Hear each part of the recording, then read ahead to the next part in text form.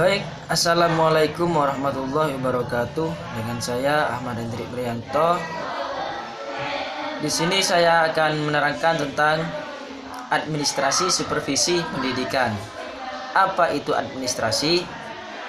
Administrasi dalam pengertian yang sempit merupakan bentuk segala dari kegiatan ketatausahaan yang pada intinya suatu kegiatan rutin catat mencatat, mendokumentasikan kegiatan, menyelenggarakan surat menyurat dan segala aspeknya serta mempersiapkan laporan.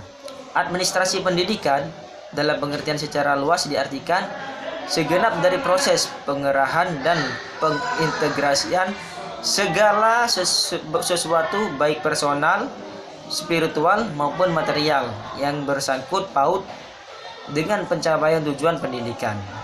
Istilah dari administrasi juga diartikan sebagai macam-macam pelayanan terhadap semua kebutuhan institusional dengan cara efektif dan efisien, dan administrasi sebagai salah satu komponen dari sistem yang subsistemnya saling berkaitan satu dengan yang lainnya. Oleh karena itu, dapat disimpulkan bahwa administrasi adalah segala kegiatan yang dilakukan seseorang untuk mencapai suatu tujuan atau proses penyelenggaraan kerja guna mencapai tujuan yang telah ditetapkan serta sesuai dengan kesepakatan bersama. Itulah administrasi.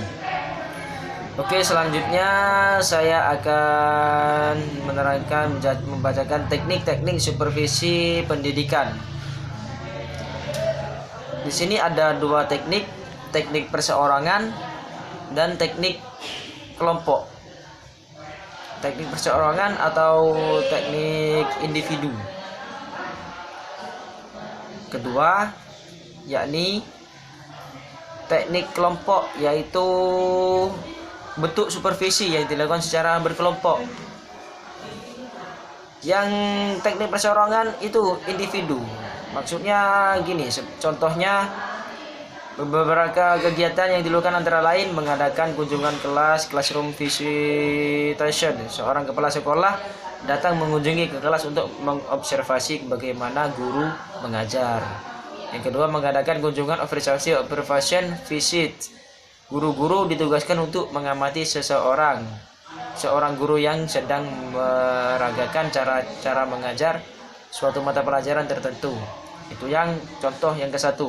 Kedua, teknik kelompok. Teknik kelompok yaitu supervisi yang dilakukan secara kelompok. Beberapa untuk kegiatan yang dapat dilakukan dari teknik kelompok antara lain. Contohnya mengadakan pertemuan atau rapat, meeting.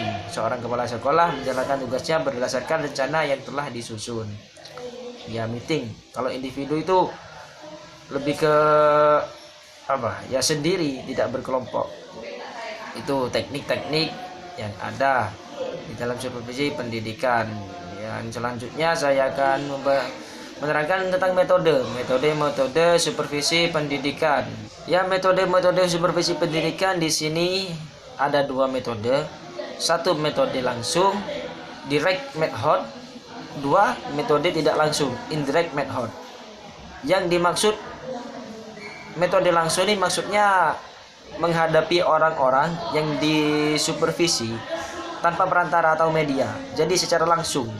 Contohnya konsultasi pribadi atau berkelompok seperti rapat kayak gitu. Yang kedua itu metode tidak langsung, indirect method. Nah, ini maksudnya menghadapi orang-orang yang disupervisi itu menggunakan alat benda. Metode yang tidak langsung seperti kita ini sudah daring online. Nah, berupa papan pengumuman, handphone, telepon, email, itu supervisi. Metode supervisi yang yang tidak langsung, indirect method. Selanjutnya saya akan menerangkan hubungan administrasi dan supervisi. Dilihat dari kata administrasi dan supervisi, maka keduanya tidak dapat dipisahkan antara administrasi dan supervisi. Karena administrasi dan supervisi saling berkaitan ataupun punya hubungan yang sangat erat. Seperti pengertian administrasi dan supervisi yang telah disebutkan di atas, bahwa keduanya adalah bentuk dari pembinaan yang direncanakan bagi tiap personel dalam proses kerja dalam bidang pendidikan dan peningkatan sumber daya manusia dalam rangka perbaikan situasi pengajaran agar tercapainya suatu tujuan pendidikan yang efektif dan efisien. Namun, hal-hal tertentu keduanya dapat dibedakan. Yang ke-1, perbedaannya itu adalah kegiatan administrasi didasarkan kepada kekuasaan, sedangkan supervisi didasarkan bentuk pelayanan, bimbingan, dan pembinaan. 2. Tugas administrasi meliputi keseluruhan bidang tugas sekolah, termasuk manajemen sekolah. Sedangkan supervisi adalah sebagian dari tugas dari pengarahan, directing. Satu segi manajemen sekolah, itu satu cuman. Yang ketiga, perbedaan yang ketiga adalah administrasi bertugas menyediakan semua kondisi yang diperlukan untuk pelaksanaan program pendidikan, sedangkan supervisi menggunakan kondisi-kondisi yang telah disediakan itu untuk meningkatkan mutu belajar mengajar. Ya, dari perbedaan tersebut merupakan perbedaan antara administrasi dan supervisi. Namun keduanya saling berkaitan dan tak terlepaskan juga karena mempunyai tujuan untuk mencapai pendidikan yang lebih baik. Ya, sekian dari saya. Jika ada kesalahan dan kekurangan, mohon maaf yang sebesar-besarnya. Wassalamualaikum warahmatullahi wabarakatuh.